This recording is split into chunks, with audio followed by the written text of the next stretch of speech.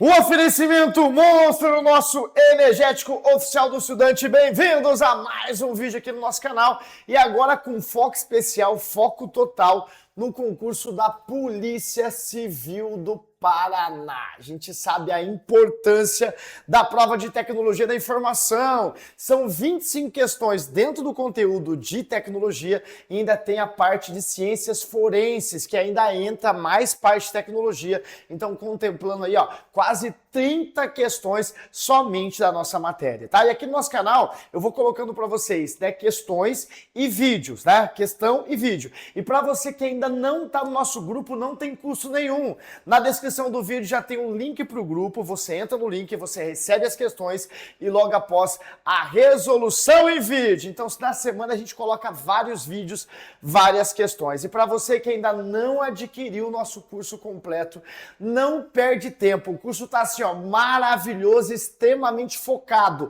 com objetivo na prova da Polícia Civil do Paraná. Claro que a FGV vai ficar pequena, perto do nosso conhecimento aqui, tá bom? Então olha só que interessante aqui, crianças, tá? A questão, deixa eu já colocar a questãozinha para vocês. Ela fala aqui de muita coisa relacionada ao edital. Então a questão tá falando aqui, de evidências digitais, a questão tá falando de inteligência cibernética, a questão tá falando de fontes abertas, de OSINT, e eu quero explicar isso aqui para vocês de forma muito clara, de forma bem objetiva. Então dá uma olhada na questão e já vamos jogar esse item aqui, tá? Olha o que a questão falou aqui pra gente. No contexto da segurança da informação, da investigação digital e da inteligência cibernética, julgue os itens a seguir. Vamos lá. A preservação de evidências digitais, tá? Não esquece, quando a banca fala assim em evidência digital, qual que é a ideia o que é preservar a evidência digital? É garantir que todos os dados não sejam alterados, desde o momento da sua coleta até a sua apresentação em juízo, tá? Como assim, professor? Olha só, imagina o seguinte, você é policial civil do Paraná, você tá lá na delegacia, de repente tem uma ordem judicial, um mandato judicial para você chegar na casa do investigado às 6 horas da manhã. Aí você chega lá, a primeira coisa que você vai ver é identificar as possíveis provas digitais. Então vai acontecer uma coisa chamada de coleta daquelas possíveis provas digitais. É isso? E essa coleta vai passar por um processo até a apresentação. E essa apresentação normalmente é feita em juízo. Apresentação. E aí, cara, que vem a cereja do bolo, meu consagrado e minha consagrada. A evidência digital, ela tem que ter grande preocupação, desde a coleta até a apresentação. E no nosso curso a gente faz bem isso em detalhes, tá? Mas dá uma olhadinha na questão. Falou o seguinte: a preservação da evidência digital exige procedimento que assegurem a integridade, a autenticidade e a rastreabilidade de dados coletados, incluindo o registro da cadeia de custódia. Verdadeiro esse item. E por que esse primeiro item aqui já está verdadeiro? É muito simples você entender. A gente vê muito isso no nosso curso, tá? Quando a gente fala, por exemplo, de evidência digital, a primeira coisa que a gente tem que provar em juízo é que isso não sofreu alteração. A partir do momento que você pegou, por exemplo, um computador que tem lá imagens, tá? Tem que provar que aquele computador que aquela imagem não sofreu alteração. Então a primeira coisa é provar a integridade. E o que é integridade? Vamos colocar aqui do lado do meu professor consagrado. É a garantia que a informação não foi o quê? Alterada. Então tem que ter uma garantia de integridade e garantia que aquela informação não foi alterada. Por exemplo, tá? Não sei se você lembra, quando alguém pega uma foto, né? Mas como que eu posso provar que essa foto não foi alterada? Como que eu posso provar que a polícia lá no decorrer do trabalho não alterou, não incluiu novas informações? Então tem que provar essa integridade. Existem formas para fazer isso e a gente aprende isso legal na nossa aula e a gente vai revisar também isso em outras questões, tudo bem? Então, primeiro conceito, integridade. Integridade. E também não pode esquecer o conceito de quem? O conceito da autenticidade. O conceito da autenticidade é necessário, claro, para aquela evidência, preservação daquela evidência.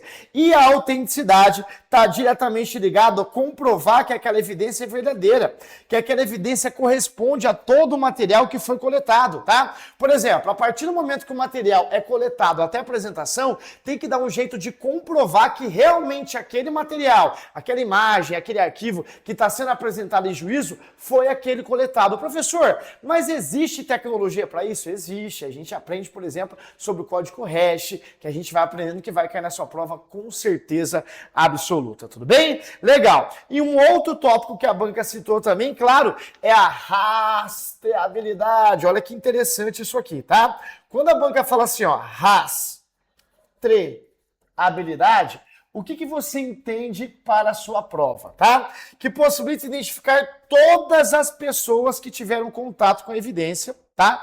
Todas as pessoas que tiveram um certo contato com aquela evidência, desde quem recebeu, desde quem vai enviar informação, desde quem transportou aquela evidência para a delegacia, assim por diante, tudo isso é rastreabilidade. Então isso aqui está diretamente ligado à preservação daquela evidência digital. Tudo bem, professor? Tudo isso, claro, ligado aqui à cadeia de custódia. E quando a banca fala cadeia de custódia, o que significa? É todo o registro documental de todas as etapas por as quais aquela evidência passou, desde a identificação, coleta, até análise, armazenamento, onde aquele dado ficou armazenado, tudo isso é importante. A gente vai aprender isso e revisando. Mas a questão número 1 tá tranquilo, olha o que a questão falou. A preservação de evidência digital exige procedimentos que assegurem a integridade, garantia que a informação não foi alterada, a autenticidade, garantia que a informação é verdadeira, rastreabilidade, que vai identificar todas as pessoas que tiveram acesso àqueles dados,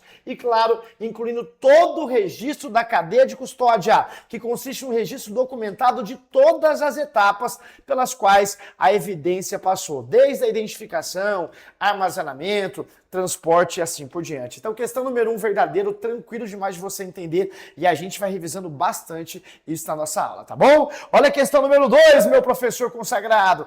A inteligência cibernética consiste apenas em análise de técnicas de código malware, não abrangendo informações estratégicas sobre ameaças, agentes, vulnerabilidade e possíveis ataques, tá? Então presta atenção nisso, deixa eu apagar aqui a tela para vocês, para a gente já entrar nesse item número 2, que é importantíssimo para o seu entendimento, tá? Agora a gente precisa entender em detalhes quando a banca fala sobre inteligência cibernética. E olha que interessante, tá? Quando a banca fala assim, ó, inteligência cibernética, pessoal, não se limita apenas a analisar códigos maliciosos. Professor, o que são códigos maliciosos? Simples de você entender. Por exemplo, tá? Vírus é um código malicioso, não é isso? O Worms é um código malicioso. No edital da Polícia Civil do Paraná, todo o conteúdo de segurança da informação foi citado, todo o conteúdo de segurança foi citado, e a gente coloca isso legal no nosso curso, e aqui eu vou colocando para vocês também, tá? Então, análise de vírus, análise de Worms, análise de Trojan, que a gente vai aprender bastante, análise de ransomware, que é uma praga que vai criptografar as informações do disco, do HD, do servidor da empresa, entre outros tipos de análise, tá? Só que cuidado, quando a banca falou o seguinte, olha só, a inteligência cibernética consiste apenas em análise de código malicioso, já está errado, né? Por quê? Porque essa inteligência cibernética, ela envolve a coleta, processamento, análise de informações, ela sabe o que é tudo. Ameaça cibernética, grupos criminosos, agentes de ameaça, vulnerabilidade, tudo isso é importante. A análise de malware, pessoal, que foi citado no edital, é apenas uma das atividades, tá? Hoje, a inteligência cibernética, ela vai atuar em diferentes formas, em diferentes meios. E não somente em análise de pragas virtuais. Não somente em análise de pragas virtuais. Então, bem claro, a questão número 2 da banca tá o quê? Tá errada, tá? Olha a questão número 3, questão maneira também de provinha de concurso. Falou o seguinte, tá? Fontes abertas são informações obtidas legalmente em materiais publicamente acessíveis, como sites, redes sociais, olha só que legal, sites, redes sociais, jornais, registros públicos e base de dados disponíveis ao público. questão muito legal disso em prova, tá? Então presta atenção aqui em mim para a gente pegar esse conceito bem legal para sua prova, tá? Olha só que interessante isso aqui, olha como é legal a gente estudar assim, ó, de forma bem direcionada para as provas. Crianças, hoje, por exemplo, tá? Se você for pegar um dispositivo de alguém, você, policial civil do Paraná, já se considera um policial civil do Paraná, tá? Uma policial civil do Paraná.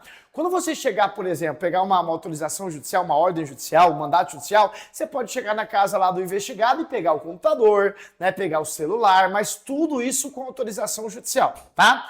Isso complica um pouco, cara, porque juridicamente falando, existem meios aí que a bandidagem, os advogados, eles acabam tentando burlar e usando a lei a favor, né, desse sentido. Então, né, para você pegar uma autorização judicial para pegar um celular, isso é muito trabalhoso, dependendo do caso nem consegue. Mas a polícia pode começar as suas investigações em fontes abertas? Claro que sim! E isso é muito legal porque foi citado no edital, tá? E a gente vai trabalhar muito com isso aqui no nosso curso, tá? Não precisa de autorização judicial para pesquisas em fontes abertas. Por que não? Porque as fontes são abertas, não é isso? Então a polícia tranquilamente já pode começar uma investigação sem a necessidade de autorização judicial. Mas quer dizer que é só entrar no Facebook, só entrar no Instagram? Cara, a ideia é isso. Mas existem várias técnicas, vários programas que conseguem pegar dados em fontes abertas que um leigo não consegue. Por isso é importante que o trabalho investigativo da Polícia Civil do Paraná tenha mão de obra especializada para isso. E você já vai começar a se preparar para trabalhar na prática já no seu concurso. Por isso que foi muito legal. E aí a gente aprende no nosso curso, inclusive, algumas técnicas de pesquisas em fontes abertas. Não é simplesmente entrar e ver o perfil da pessoa, não. Existem aplicativos que podem ser utilizados, programas que podem ser utilizados, técnicas que podem ser utilizadas para pesquisar em fontes abertas. Isso é legal demais. Então a questão citou isso na prova, tá? Aí fica muito simples você entender. E hoje fontes abertas pode ser o quê? Sites institucionais, portais do governo, redes sociais, jornais, revista, tá? Então olha só, é importante destacar, pessoal, que fonte aberta não significa necessariamente fonte gratuita, tá? Beleza? Existem, por exemplo, alguns programas que a Polícia Civil ela compra para poder pesquisar em fontes abertas. Por quê?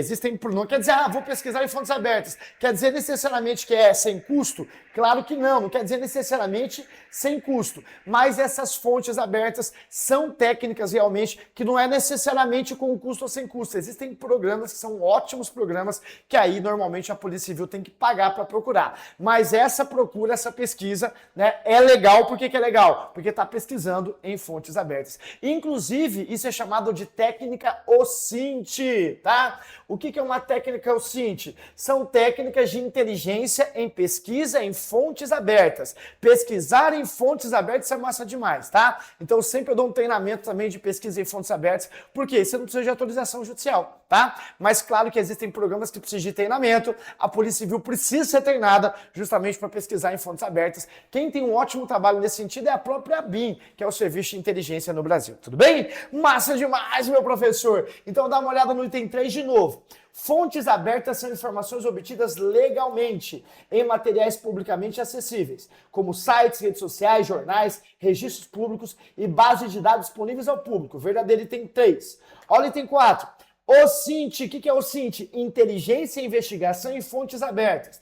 É a atividade de coletar, processar e analisar informações provenientes de fontes abertas, transformando dados dispersos em conhecimento útil para a tomada de decisão. Muito legal isso, a ideia é justamente essa, tá? Você pesquisa em fontes abertas, onde você vai procurar dados espalhados por aí e trazer isso em conhecimento útil. Por isso que existe, por exemplo, dentro da polícia, né, judiciária, a ideia, né, por exemplo, do trabalho de inteligência, né? Então, o servidor que trabalha com inteligência, ele pesquisa dados dispersos, espalhados por aí, para transformar isso em conhecimento útil e passar passar isso para o tomador de decisão. Cara, você vai tirar onda aqui no nosso curso. Por quê? Aula extremamente objetiva. Então, verdadeiro, o item número 3, tá bom? Professor, além disso, hein, nós temos o item 4 aqui também. Né? Item 3 e 4 já vimos. Olha o item 5. O item 5 falou o seguinte, tá?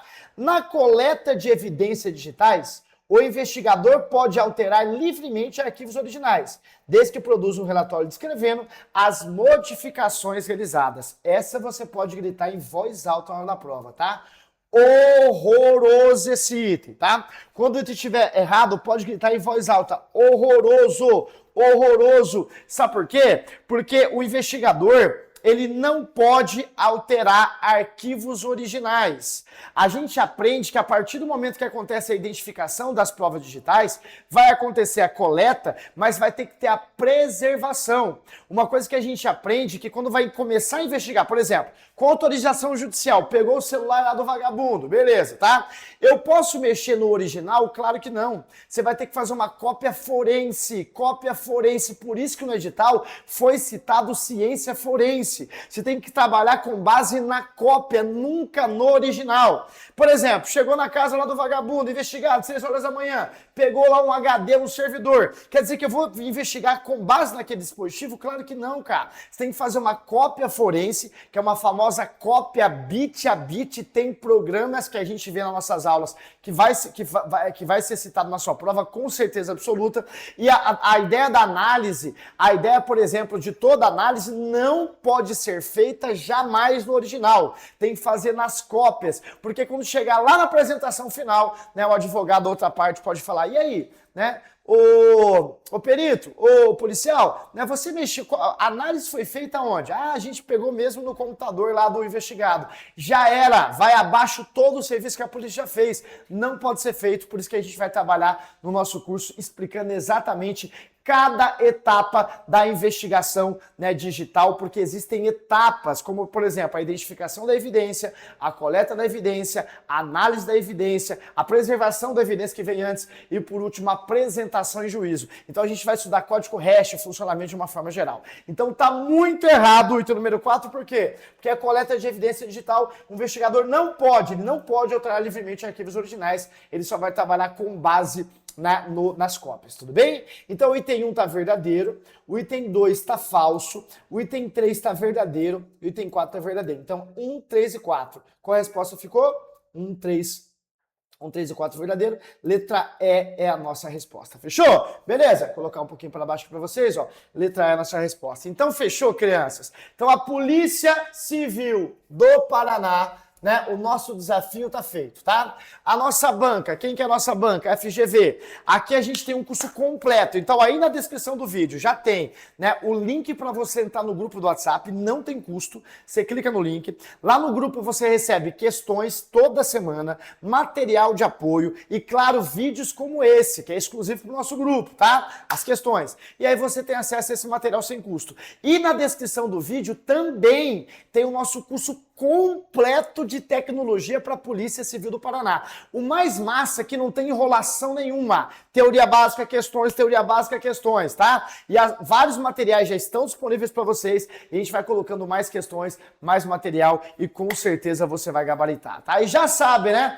Gabaritou a provinha, deve um vinho pro professor, com apoio aqui do nosso monstro, nosso patrocinador oficial, né? Vamos tentar fazer vários aulões presenciais no Paraná e o aulão de véspera não esquece, tá? A gente vai fazer aulão de véspera aí em Curitiba, tá? Com todo mundo presente, como a gente fez em concursos anteriores, só que agora, né, com muito mais força. Por quê? Porque tecnologia são 25 questões e mais ainda, tá? Porque dentro de ciências forenses ainda tem a parte exclusiva referente à tecnologia também, tá bom? Tamo junto! Já curte o nosso vídeo, tá? Se inscreve no nosso canal e já entra no nosso grupo, já adquire o nosso curso. Pra quê? Pra você fazer uma diferença enorme, porque 25 questões não é brinquedo, principalmente um conteúdo que você normalmente não tem tanta afinidade, mas aqui é assim, tá? Teoria básica, questões e rebenta de forma muito objetiva. Valeu, obrigado e até o nosso próximo vídeo!